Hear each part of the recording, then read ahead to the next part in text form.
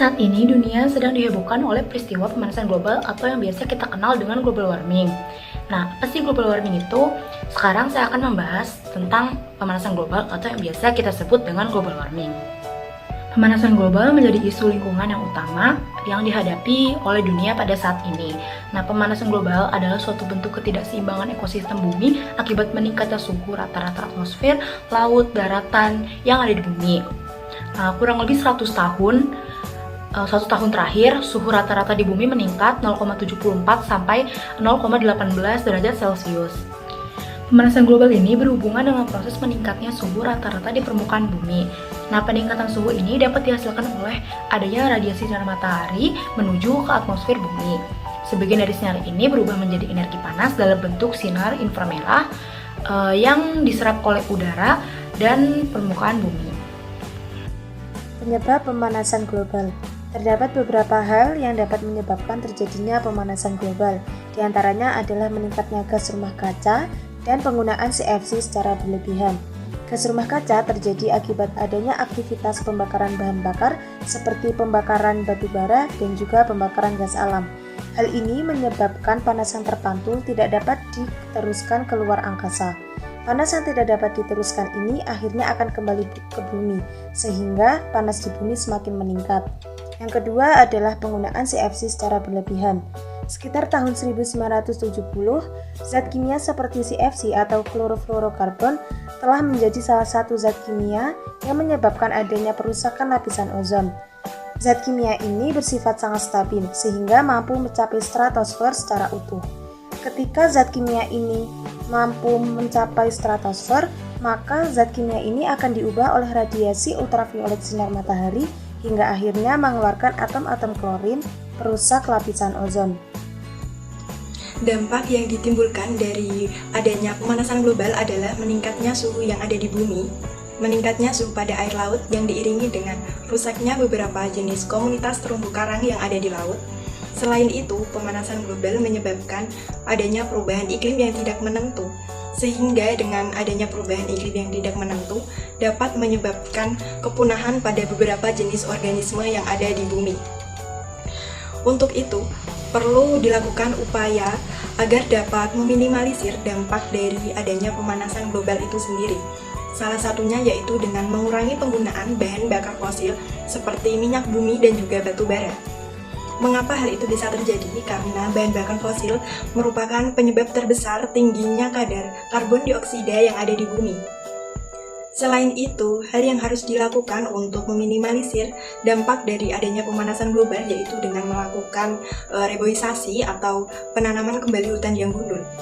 Hal tersebut dilakukan agar kandungan karbon dioksida yang ada di bumi dapat terserap oleh tumbuhan yang ditanam tersebut sehingga dapat mengurangi kandungan kadar karbon dioksida yang ada di bumi dan dapat mengurangi dampak dari pemanasan global itu sendiri.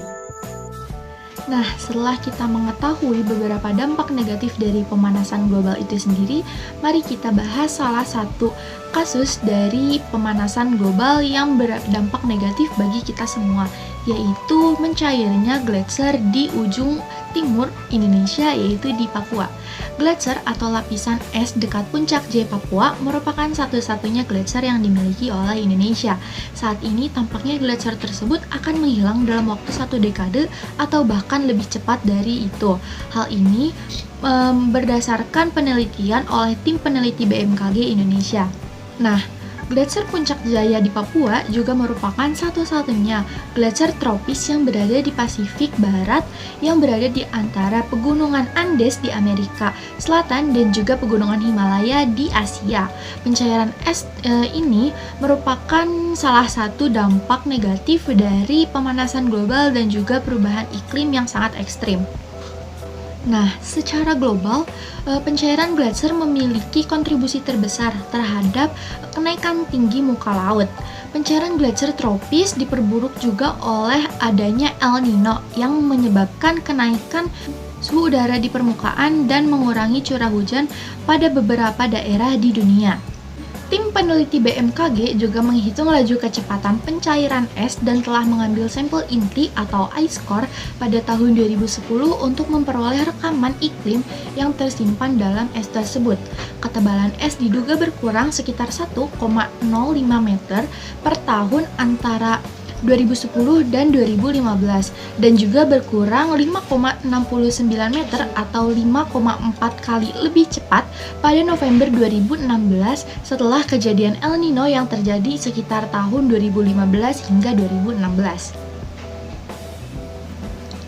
Berdasarkan citra satelit, lapisan tutupan es juga berkurang sebanyak 78% antara tahun 2002 sekitar 2 km persegi dan pada tahun 2018 hanya sekitar 0,45 km persegi.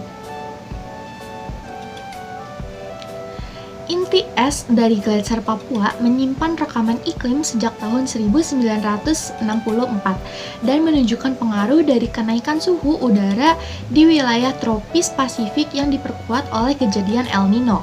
Walaupun hanya menyimpan rekaman iklim kurang dari 1 abad, tim peneliti juga mencatat bahwa rekaman ini merupakan satu-satunya rekaman iklim berdasarkan ice core di Pasifik Barat. Dengan kondisi seperti ini, gletser tropis Puncak Jaya kemungkinan akan menghilang dalam waktu 1 dekade atau bahkan lebih cepat dari itu, terutama jika kejadian El Nino kembali terjadi.